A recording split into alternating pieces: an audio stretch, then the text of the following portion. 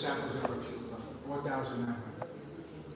And more or less. But not more than 5,000. And people used to think that there were tens of thousands of disciples. No. Initiated disciples were less than 5,000. But he took personal care and attention of every single one. If you had something you wanted to speak to Prabhupada, you wrote a letter, Prabhupada would respond. Who can imagine 5,000 children asking questions?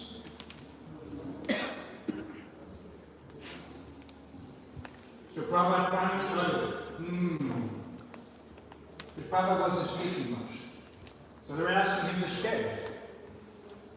His eyes were still closed, and he seemed to be consulting Krishna within himself. Several times he uttered, held in suspense, not able to speak or think or do anything except look intently at Srila Prabhupada. Then with his eyes still closed, he yawned, and his gold teeth began to show. All right, he said. All right. So that was in response to the devotees asking Srila Prabhupada to stay. It was probably the most casual sounding decision on life or death ever made. At that moment, the devotees understood Srila Prabhupada's independent position. He could stay or go as he chose. They had become so faithless, however, that they were thinking that his passing away was inevitable and could not possibly be delayed. Even by Srila Prabhupada himself. Now he displayed his wonderful transcendental nature with a simple yawn, all right, as if choosing between life and death was the most unimportant thing in the world.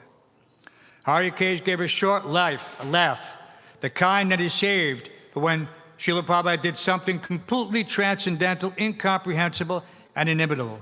Jai Prabhupada, he said. Harikesh Prabhu also joined here in the Henry Street Temple. So many devotees who serve Srila Prabhupada joined at this temple, at this Henry Street Temple, which is the forerunner of this temple. So just prior to this, because we were reading this morning, Prabhupada had not eaten anything for many days. His body could not process it. And so then he thought, how can, if the body doesn't eat, then the body must pass away, just like a machine. If you don't put gas in the car, it stops. Doesn't matter how nice and new and shiny and bright. If you don't put gas in the car, it doesn't go. So Prabhupada basically said like that. I says, I am not concerned about this body. And he showed it through these different interactions. So then Prabhupada said, again proved himself to be beyond understanding, because he had been refusing all liquids. The devotees laughed nervously, unsure what was appropriate. Not knowing whether to laugh or cry, they fell silent, again, to see what Prabhupada would do. So give me something to drink, he said, and all the devotees shouted, Jai Prabhupada. He would stay with them. It was confirmed. Everyone was greatly relieved. All glories to Srila Prabhupada. This is real affection, Srila Prabhupada said. So we can understand that these little pastimes was Prabhupada, he was preparing to leave. Nothing was going to change that. 1 month later, he left. But by engaging the devotees in this way, he said, by showing this affection, he, how can you say? He locked up their hearts.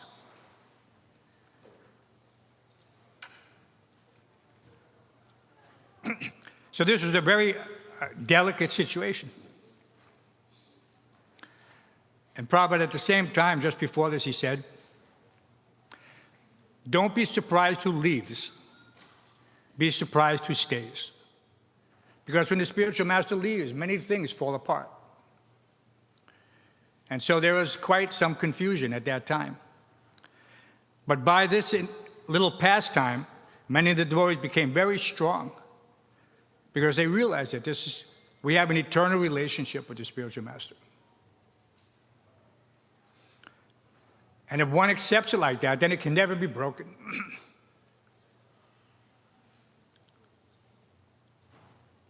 So it's a little painful to remember because, because of all the emotions we went through at that time. But one should always, whatever we do here, we're doing for Prabhupada. We're not doing to get some name or fame or some other consideration. We're here just to serve Prabhupada. He wanted that New York, and he said it many times, it's the most important city in the world, the most important project in the world, and therefore it deserves to have all of the attention to construct something wonderful for Prabhupada. So in Manhattan, we had an 11-story building, 11 stories with 2 basements. And so we have the potential to do the same. Next door, we have this 1-story building. It's basically useless. We could fix it up, we could pour money into it, but it's still a 1-story building. But in its place, we have permission to build 14 stories, 127,000 square feet. So when Krishna is giving you some facility like that, why wouldn't you use it? Right? I mean, every single square inch is meant to be used. So this is our focus. We don't think about anything else. All day long, all we think about is how can we please Prabhupada, how can we please Radha Govinda, and do something wonderful. Right? Otherwise we see that in the material world there's so much attraction to do something for oneself. I'm a grahasta, many people here are grahastas, householders. We have our endeavors to support and maintain the family. But all of these activities, whatever we're doing, if we don't somehow or other connect it with Krishna, then it is useless, because it cannot bring you any lasting benefit. Doesn't matter if you become a billionaire. The common saying is that, what profiteth a man if he gains the entire world but loses his eternal soul? That's a common saying. Right? So there is no profit. So Krishna is giving so many instructions, but his bottom line instruction is that Sarvadhamma Prityaja Mame Kramashanam Braja. Abandon all varieties of religion and just surrender unto me. I will deliver you from all sinful reaction. Do not fear. So this is such a promise. Who can imagine? People are wandering around. When I was a young boy, I was Catholic. You're altar boy, you have to do so many things. You have to go to confession every Saturday so that you can serve on Sunday.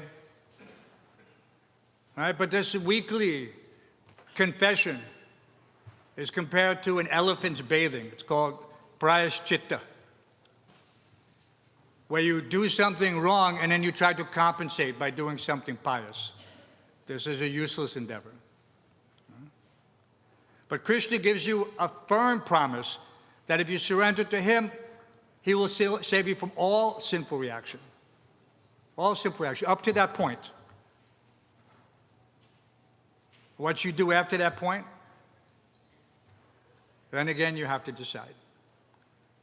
But it takes a little intelligence to appreciate that we're not here in this material world to enjoy, technically speaking. We're here to come to the realization that this place, the whole material world, ultimately is a struggle. Everything you do is a struggle. Sometimes we're driving devotees to the airport. It seems very easy, because when you're going outbound to LaGuardia, it only takes 12 minutes. Everyone who drives Uber knows. 12 minutes from here to LaGuardia. Coming back takes 2 hours. 2 hours. Same stretch of road. So this is like the material world. It seems so nice in the beginning, but everything has its negative downside. But we sort of shift our focus and we pretend not to see it. Right? They say we look at the world through rose-colored glasses. And it's a very suitable analogy. And so since time immemorial, people realize that, yes, I'm actually just glossing over all the suffering and trying to focus on what little pleasure there is. But that's not the best use of human intelligence. The best use of human intelligence is atato brahma jigyasa. Now that we've come to the human form of life, there's time to inquire into the absolute truth. Atato brahma jigyasa, What is the second thing? Aham brahmasmi. I am not body, I am spirit. So this is the beginning of self-realization. Atma Tattva Gyan.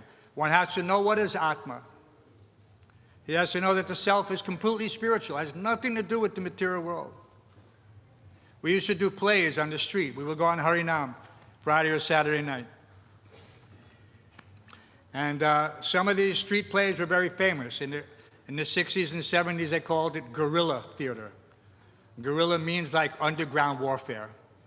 We would make a presentation, and then we would invite people to the temple, and we would show them more plays, because people are entertained. They go to Broadway, they spend so much money. So one play was called Mr. Fish. It was about the analogy, and the devotees wrote this play, about a fish out of water.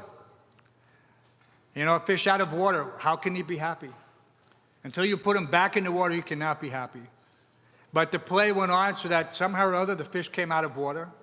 He was attracted by Maya. And Maya said, yes, you should stay out here. It's very nice. Look at all the enjoyment. Look at all the lights. Look at all the intoxication. So in this way, she sort of captured him. But then, of course, since he's a fish, he started feeling some weakness, because he's not meant to be out of the water. It doesn't matter what you give him. You can give that fish $1 billion, but unless you put him back in the water, he cannot be happy. So this is ultimately the nature. You see, why is there I mean, we hear about it all the time. Sometimes it's covered up. But suicide amongst the rich and famous happens all the time. Why? They have everything, more than you could ever think of, and yet they're killing themselves. So if they can't buy happiness, then who can? So real happiness can only be found within. And so therefore, when we take shelter of this ancient scripture, now these are not something which was produced 20 years ago or 30 years ago. The Bhagavad Gita was spoken, actually spoken. Some people want to relegate it to some type of mythology due to envy, due to a poor fund of knowledge, or whatever.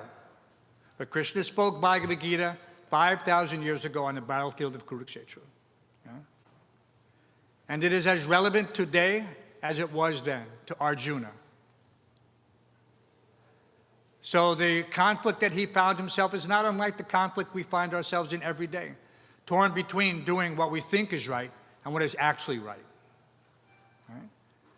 As a Kshatriya, his dharma, Kshatriya means warrior.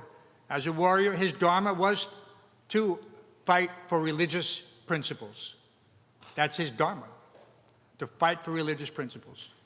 And he was thinking, no, I don't want to fight. Because on this side is my grandfather, my uncles, my teacher, my cousin brothers. And if I kill them, what will happen? I'll be burdened with sin. But Krishna gave so many nice instructions in this point. He said, never was there a time when I did not exist, nor you, nor all these kings, nor in the future shall they ever cease to be. Okay? So this is the beginning of his instruction to him. For the soul there's never birth nor death, nor having once been does he ever cease to exist. He is unborn, eternal, undying, primeval, ever existing, and he is not slain when the body is slain. So he said, then why are you lamenting? Why are you lamenting? If you kill them in the name of the Dharma, because they were breaking Dharma. His cousin brothers were trying to usurp the kingdom. They were not the rightful heirs to the throne. They were called pretenders, pretenders to the throne. So this cannot be allowed to happen. That must be for you, because I'm not the speaker. No? So if the speaker will stand up, we'll give him a garland. So he said that this is, so we have to try to relate to this in our own daily lives. To try to do what's right, not what feels good or what peer pressure tells me I should do. But this has to be based on knowledge. And by the mercy of the parampara. We have from coming down from Srila Vyasadeva, we have the Srimad Bhagavatam, the Bhagavad Purana. We have all the Vedic literature, the 108 Puranas. So this encyclopedia of knowledge, it is not just some knowledge just because it comes from a particular place. It is not called Hindu knowledge. Vedic knowledge, Veda literally means knowledge. It means knowledge. It doesn't mean any specific. It's like gold. You don't say that this is Hindu gold, or this is Christian gold, or this is Muslim gold. Gold is gold. If I take this gold to a foreign country and give it to someone, he doesn't say, oh, I can't take this because it's Angrezi gold. No. No, gold is gold. So knowledge is also knowledge. But one has to know what is the definition of knowledge. So knowledge means to know the absolute truth, distinguished from illusion. That's there in the Srimad Bhagavatam, that's the invocation. Janma jasyataha anvaya itaratarshasya abhigyatsurat, arteshu abhigyatsurat. Dharma projata kaitavotra paramo nirmatsaranam satam. So even there in the beginning, it says that there will be so-called cheating religions. They'll simply try to make you comfortable in the material world with some promise of a post-dated check of paradise at the end of your life, if you're good. But this is not knowledge. Knowledge means you have to recognize who am I, who is God, and what is my relationship. So who am I? I'm spirit soul. Aham Brahmasmi. Who is God? Ishvaraha Paramaha Krishnaha Satchit Ananda Vigraha Anadir Adir Govinda Sarvakarna Karnam. This is the oldest treatise spoken by the secondary creator, Lord Brahma, called the Brahma Samhita. It says that Krishna is the supreme controller. He is the original without cause. When you try to define what is God, some will challenge, well, what came before God? That's their saying. It's a very weak argument, actually, but people put it up all the time because they want to defend an indefensible position because they don't have an answer. Right? But the perfect definition is Sarvakarna Karanam, the cause of all causes. That is God. When you can grasp that concept, then you have a beginning understanding of the absolute, non-dual, supreme personality of Godhead. Right? The cause of all causes. But for many, they want to justify their existence in this material world, so they'll continue to argue without logic, for the most part, because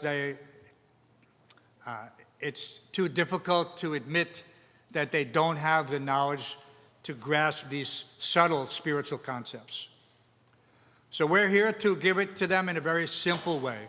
Come and chant. When you chant, what happens? You become purified.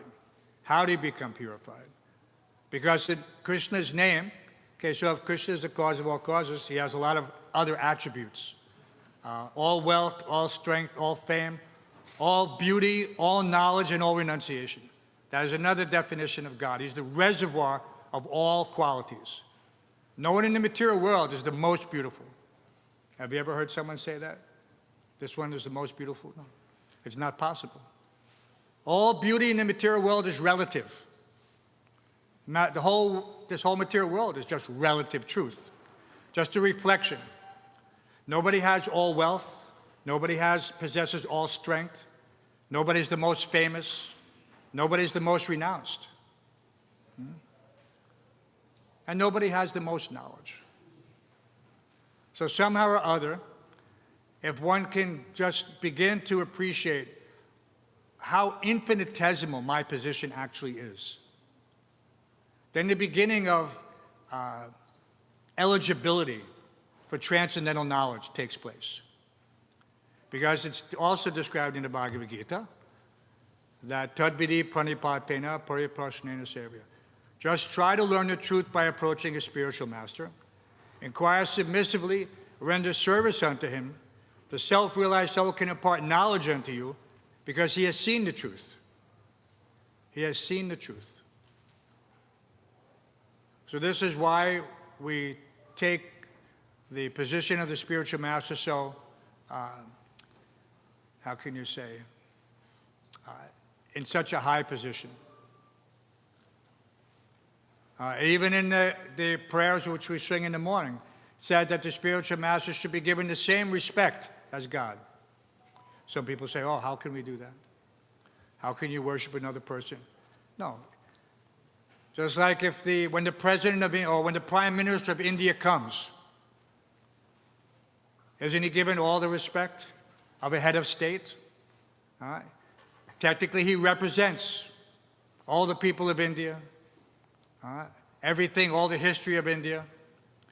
He represents, you could say in one sense, he's India personified for the time being, as long as he holds that position.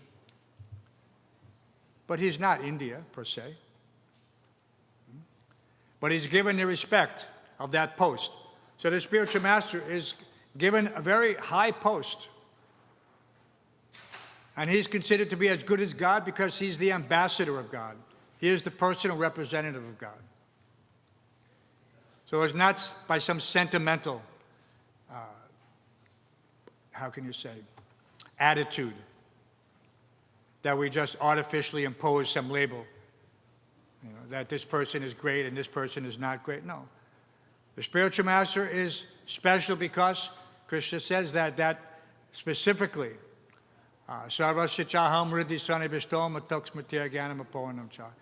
I am seated in the heart of every living entity, and from me comes knowledge, remembrance, and forgetfulness.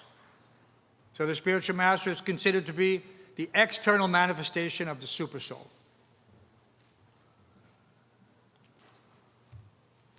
Because someone has to come to free you from the clutches of material illusion. If you're bound up with ropes, very difficult to untie yourself. But if someone who is free comes by, he can undo all the knots. So this is the position of the spiritual master. He breaks the cycle of birth and death. Sang saradhavanalali loka, taranaya karunya gunaganatvam. How? By raining the mercy of Krishna upon the fallen conditioned souls. Just by that mercy, you can become free from illusion. And illusion, what does it mean? That which is not. Forgetfulness of God. So we're all entangled in illusion, whether we like it or not, whether we know it or not. Those who know it, they're fortunate because they try to get out. A person who doesn't know he's an illusion, he makes no attempt to escape. Right? Someone said that the perfect prison house is that which the prisoners have no idea that they are actually in a jail.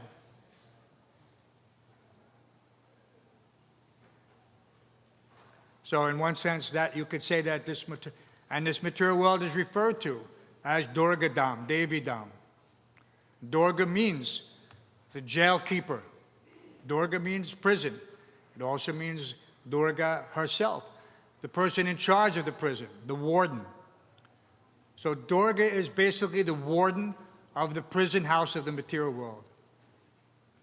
And therefore you see some people worship her to get relief. But Durga cannot give you relief. Krishna says again in the Bhagavad Gita that this material energy of mine is very, very strong. And no one can become free from it unless he surrenders unto me. Thank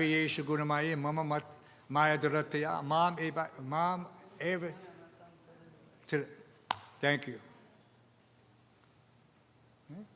So you cannot get free without Krishna's assistance. And that assistance comes in the form of a spiritual master, a guide, someone who can take you and lead you out of illusion. So this is why we were so attached to Srila Prabhupada. Yes, it was very emotional. And then whenever we have the opportunity to remember these things, it can be a little bit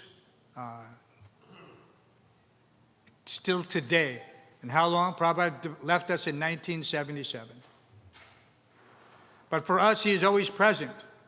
And just to think he's gone gives us such distress. And so therefore, we want to act in such a way that we always feel his presence through his instructions. So therefore, a great Vaishnava poet, Bhaktivinoda Thakur, said, "He reasons ill who tells that Vaishnavas die, when thou art living still and sound.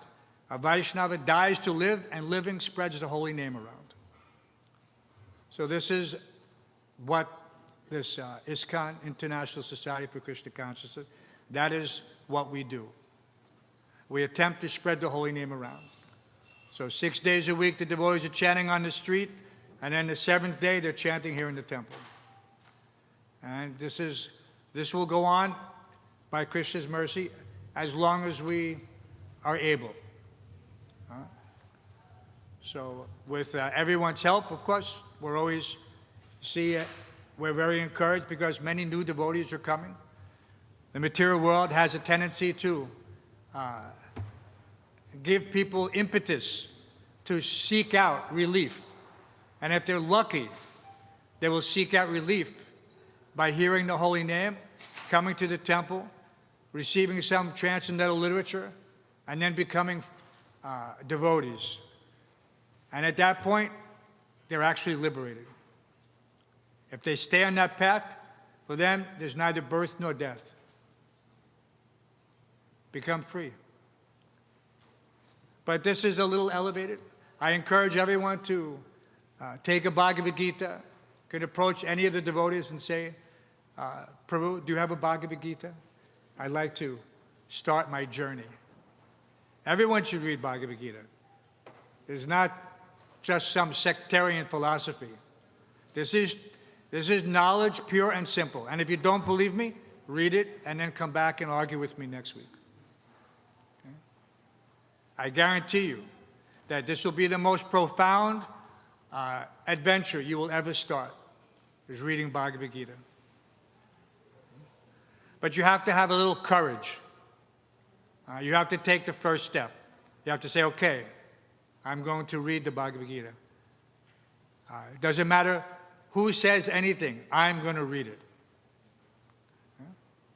And then you'll see that all these great souls, like Mahatma Gandhi, like Thoreau, like Emerson, like Einstein, like Oppenheimer, right? Everybody's going to the movies to see Oppenheimer. He was a big brain on the Manhattan Project. And he was an avid reader of the Bhagavad Gita. And he was very conflicted about producing something that would create so much destruction. But he was also enamored of the fact that this power, so much power locked in the atom, where does that power come from? He knew where it came from. It comes from Krishna. How could something like an atom create such a chain reaction? And that is insignificant compared to the spirit soul. And when he quoted that, like 10,000 suns rising simultaneously, that wasn't the bomb. That's the definition of Bhagavad Gita of the spirit soul. Like 10,000 suns rising simultaneously. That is in every single person's heart. That's how powerful the spirit soul is. But now it's trapped in this material body. But you can exercise all that power simply by reading Bhagavad Gita. And how do you use that power? Use that power to escape. To escape. I even think they had a movie like that, right? Escape from New York. Right? So you can escape from New York just by coming to the temple. Right? This is not New York. This is Vaikuntha. That's how these temples are described. Like an oasis in the desert. Vaikuntha means no anxiety. Leave all your cares and troubles behind. Come to the temple, chant Hare Krishna. There's no cost. This is described also in the 9th chapter. Prabhu probably knows this too. Raja Vijay Raja Goyam Pavitramidamuttamam Pratyaksha Bhagamam Dharmyam Susukam Kartam Avyam. This knowledge is the king of education. It is the most secret of all secrets. It is the purest knowledge. And because it gives direct perception of the self by realization, it is the perfection of religion.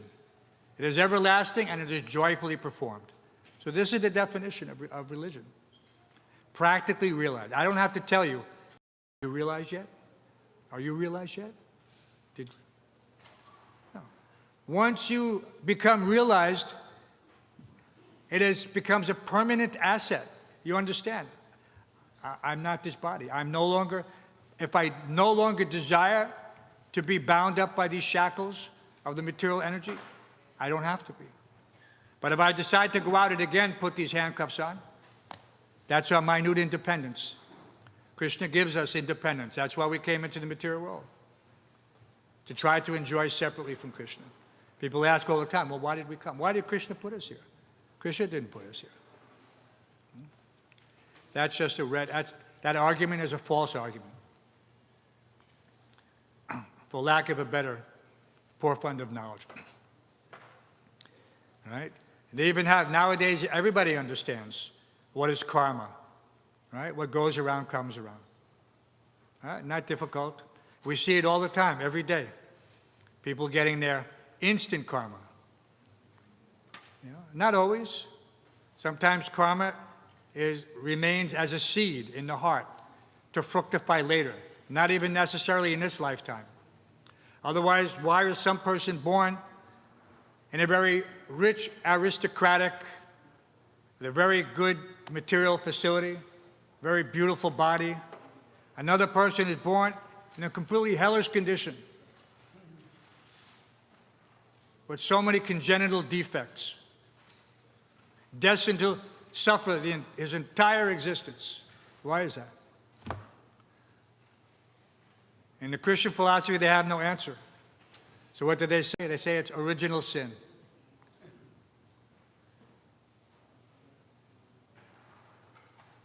But they really don't know. That's the point. They don't know. The fact is that this is karma. That due to those laws from some previous existence, you did something, and now you're reaping the results, good or bad. Some people don't like to hear this. They say, oh, why is God so cruel? They say that. Why did I have to be born?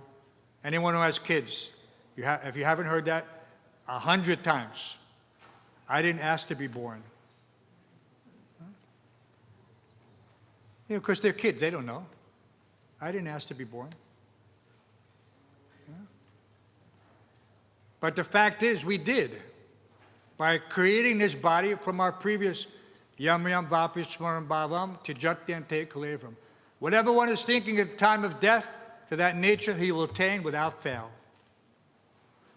To that nature he will attain without fail. So if you've been acting like an animal your entire life, then next life, animal. If you've been acting in a godly, if you've been worshiping, not just worshiping out of fear of retribution or the fires of hell. No, we're not afraid. We're worshiping out of knowledge because we know that this is not our real life. Our real life is in the spiritual world. This is just a temporary situation. So temporary, 100 years temporary. So temporary. A flash like that. Gone. No time. People say, where did the time go? So one has to be very careful about the choices he makes because karma, well, they have so many things. You can read it on the bumper stickers. All right? And then you're born again. It says karma is a beach. Just like we have Rockaway Beach, it says karma is a beach. And then you're born again. All right? So we don't need to go through this. Intelligent person will say, no, I want out of this situation. Not by suicide. This is, people don't understand. That doesn't accomplish anything. If you're destined to live 100 years and suffer or enjoy, and you commit suicide at 50 for whatever reason, you have to take birth again and start all over again. So this is foolishness. But because of a poor fund of knowledge. So therefore it is the duty of the devotees, having read Bhagavad Gita and having taken shelter in the knowledge contained therein. Not simply blind faith, in the knowledge. Well, there's so many nice verses. What was that?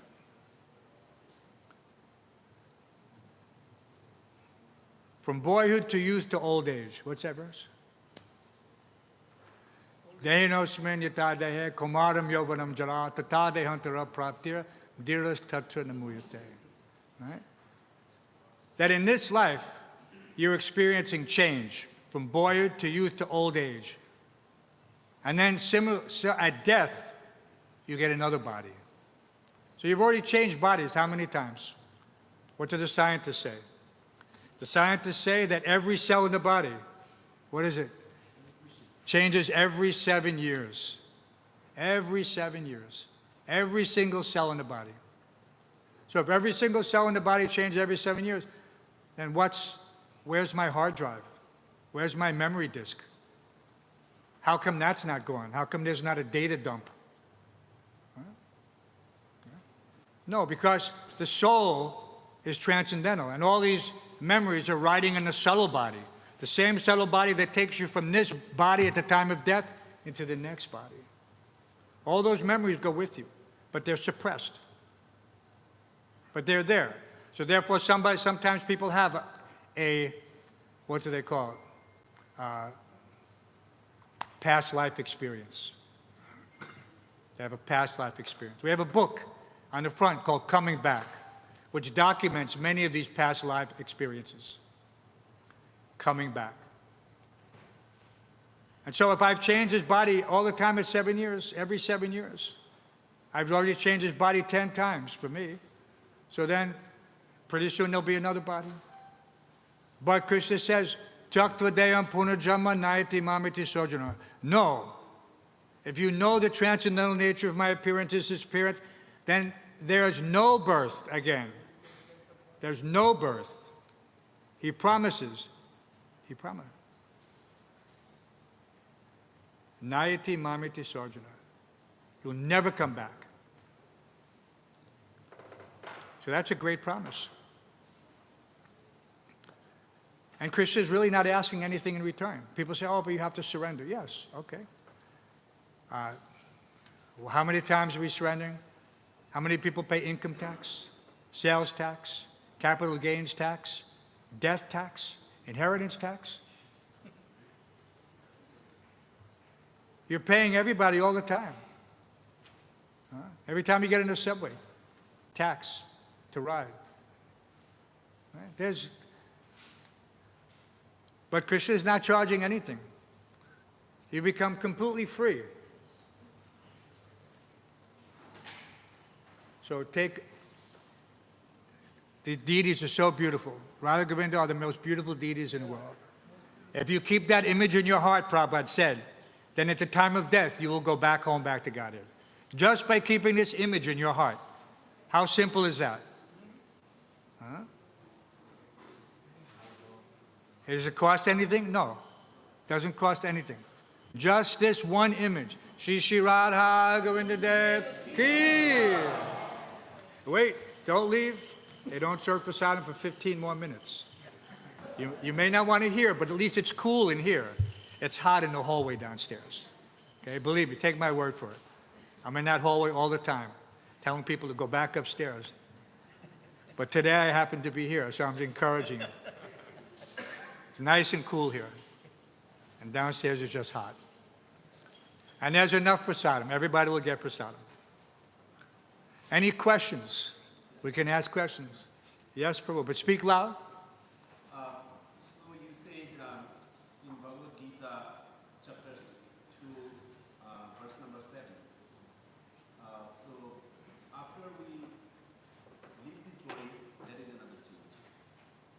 And with that change, you also say there is a book over there we can read.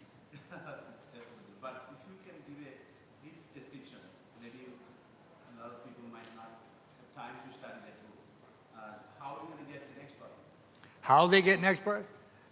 The question of how doesn't even arise. Every second, living entities are taking birth in the material world. Everyone here must already know that there is no so-called life without the presence of the spirit soul. Matter expands on contact with spirit, right? When the spirit soul enters the womb in the mother, then the child grows. If for some reason that spirit soul leaves that form, then that child becomes stillborn, no life, and it stops growing. Right? I mean, it doesn't take a lot of common sense to recognize that, even though you have all the chemical components, without the presence of the spirit soul, matter does not expand. And this body is nothing but matter. So we're growing as long as the spirit soul is there. But as soon as the spirit soul leaves, everything shuts down. No more power. Remember, like 10,000 suns rising simultaneously. So what are these 10,000 suns? Can you imagine the power of one sun heating the entire solar system? One sun.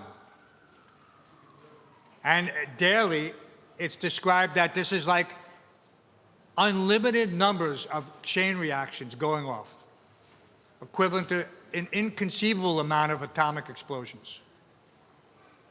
So this is the sun, how powerful it is. So the spirit soul is more powerful than that. That one tiny spark is powering not just this body, but all the living entities, big and small. It's animating them for the course of their existence. And of course, we have to recharge it. We have to eat. We have to sleep. We have to drink. Right? Because this is a vehicle. If I don't give the vehicle gasoline, it stops. But in the meantime, the spirit soul is powering this body, doing amazing things. Right? There's no computer equal to the human brain, because ultimately it has no recognition. It can only give as much as it gets. Right? Data in and data out. It cannot create data. It only looks like it's creating data. Artificial intelligence is just that, artificial. It's not real. They used to have an analogy that if you put X number of monkeys in a room with a bunch of keyboards, eventually they would be able to produce something intelligent just by random data entry. So this is the situation, right?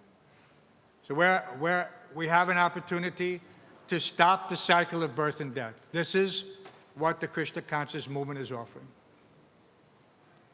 So that's a very nice question. Any other questions? So you said that after realizing Krishna, all our previous sins are cleared off. But after realizing Krishna, if we have sinned again, what should we do for that? One time, devotees have asked that question. This chanting is the cleansing. It is Chaita Darpana Marjanam Bhava Mahadavadi Nirvapanam Shreya Karavachanda Kavitanam Vidyavadu Jivanam. So Chaitanya Mahaprabhu gives the perfect solution. Says the chanting of the holy names cleanses the heart of all contamination. So when the contamination is gone, there's no longer an impetus to commit sinful activities. That sinful desire seed is removed. Just like if you take a seed and you put it in a karai, and you put some ghee, and you heat it up, then you cannot take that seed and put it in the ground, because it's fried. The spirit soul within, the germ, the potential for life is gone. Right? So when by chanting, you're taking all these sinful desire seeds in the heart, and you're putting them in the fire of this sacrifice, this Yuga Dharma. Yagnai Sankirtana Prayer, Yajanti Hi Sumeda Saha. Those with good intelligence can appreciate that by chanting, I'm cleaning these sins. They're gone, the sinful desire. What is causing me to create sin, to commit sin, that is being removed. Krishna also tells that. Arjuna asked the question. He says, by what is a man impelled to commit sinful activities? The very same question you're asking. So that is the thing. And Krishna says, Kama esha, krodha esha, by lust alone. And lust doesn't just mean lust for sex. lust for money, lust for fame, lust for recognition. These are all in that same category. This is what keeps the material world going around. People are trying to become famous, trying to become whatever, so many things. So once you realize that this is a fruitless endeavor, whatever happiness I achieve is simply temporary. At the time of death, everything is gone. So what is the point? The joke is that he wins who dies with the most toys. See? But this is not real. This is what the materialists say. How much you accumulate should not define your life, right? And every intelligent person understands that. My life is not defined by having a big skyscraper with my name on it. No. Or a boat with my name on it, or my wife's name on it, or my kid's name on it. No, that's not happiness. But some people think it is. So that illusion is what perpetuates our existence in the material world. Because we have not realized yet that these things are temporary. Nasato vijite bhavo, nabhavo vijite sutta. That sages who have studied these things recognize that of the temporary, there is no existence. That's the nature. The word temporary means temporary, right? It means not permanent. If I give you a temporary position for one day, I make you president for one day. Does it have any real meaning? No. King for a day. My Guru Maharaj, Prabhupada used to say, in India especially, wedding is a big deal, right? Doesn't matter how poor the family is, the groom rents so much paraphernalia. They rent a big ghora, big horse. It has to be white, of course. And they dress the groom in very opulent clothes, but they're not his, they're rented. Because he cannot afford. And then they gave him a garland of what? If he's a rich family, a garland of, well, what is it now? Now it's 2,000 rupee notes, but I think even there, now those are gone also. So 100 rupee, 500 rupee notes, big garland, big mala, right? So he rides in like that, but he's actually a poor man. And the next day he goes back to his duty. What is his duty? Maybe he's a farmer. Maybe he's a cleaner. He could be anything. But, so what is the saying? King for a day, slave for life. See? King for a day, slave for life. Of course, we don't mind if if you're a responsible person, you don't think that it's a burden.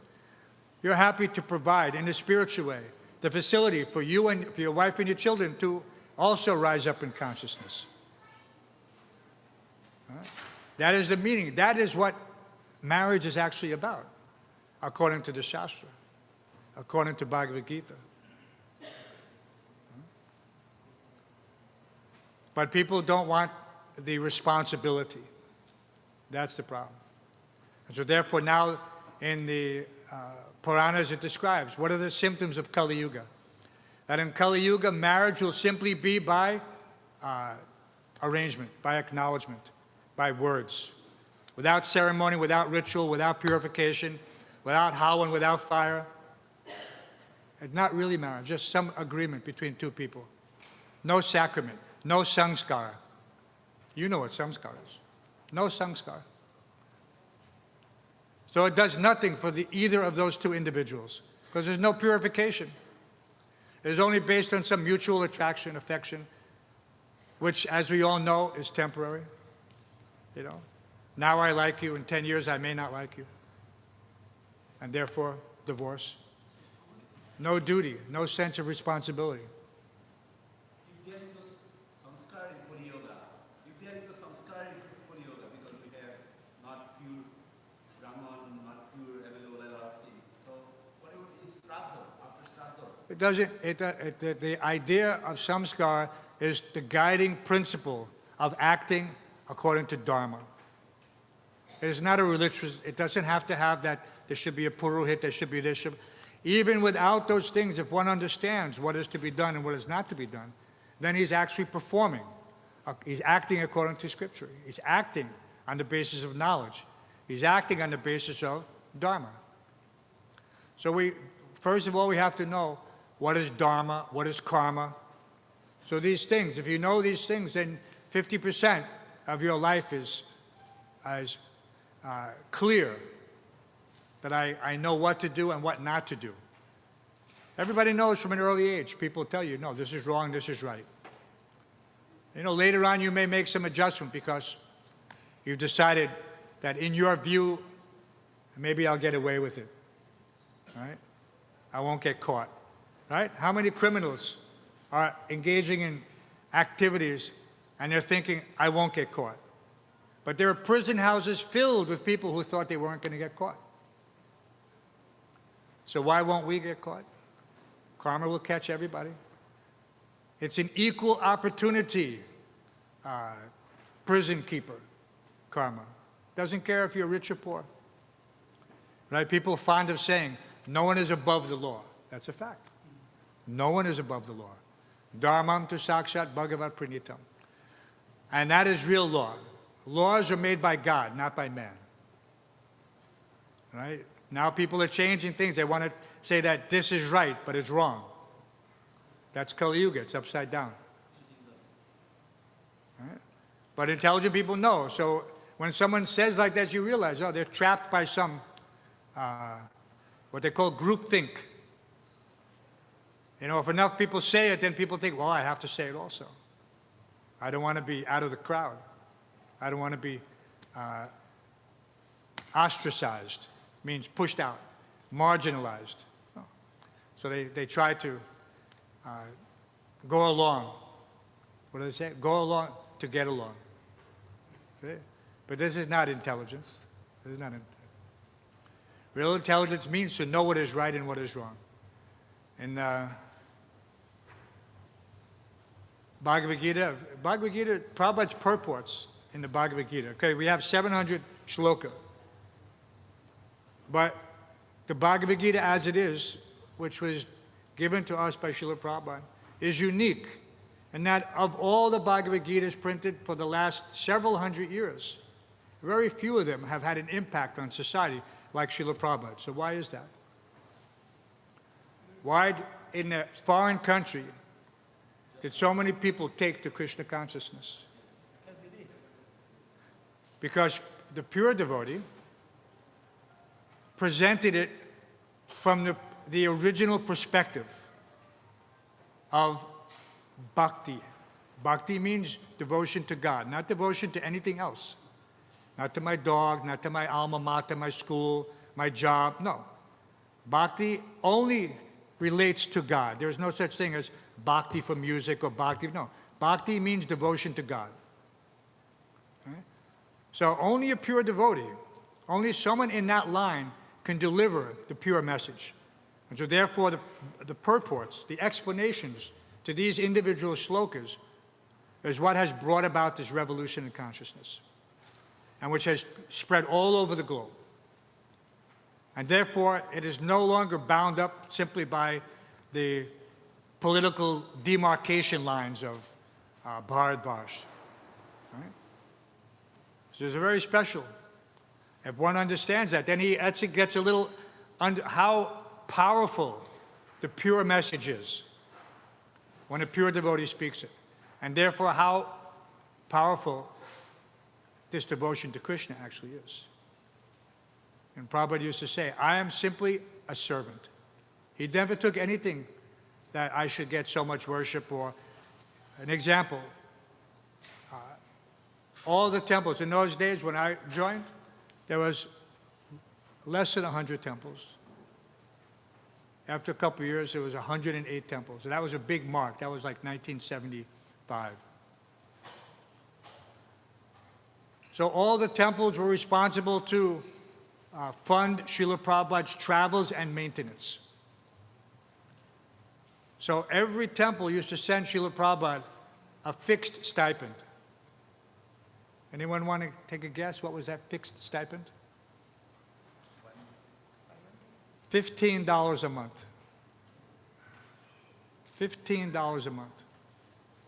And all the time people used to say, yeah, that big guy, he's collecting all the money. $15 a month. Prabhupada traveled so simply with one small valise with important papers and a couple of changes of cloth. All over the world preaching like this. Non-stop. Non-stop. At that advanced age. And from us, he took nothing.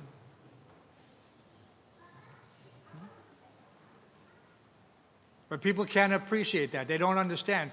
So in the Bhagavad Gita, it says, how to tell a pure devotee? How does he walk? How does he talk? Where does he sit? Where does he sleep? Then you can understand who is a pure devotee. Not a person who sleeps in some palatial arrangement. You know, we did take care of Srila Prabhupada to the best of our ability. We were young men, you know, but we did our best to serve him because we understood that he's doing all this for us. Suffering so much, experiencing so much difficulty for us. So we wanted to reciprocate, but we could hardly do anything in those days. But give $15 a month. It was nothing. And yet this whole movement spread all over the world, all over the globe. Any other questions? And it's a pleasure to have the guests come to see Radha Govinda every Sunday. Please continue to come. And we're always available for you. If you ever have any questions, please do it. All glories to Srila Prabhupada. Srila Prabhupada ki! Shri Shri Radha Govinda Dev ki! Yeah.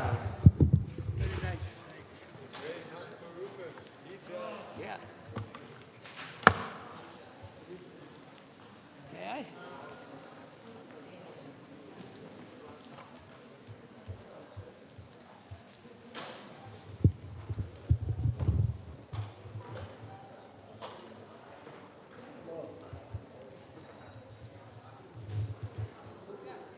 Govinda. Bring the check.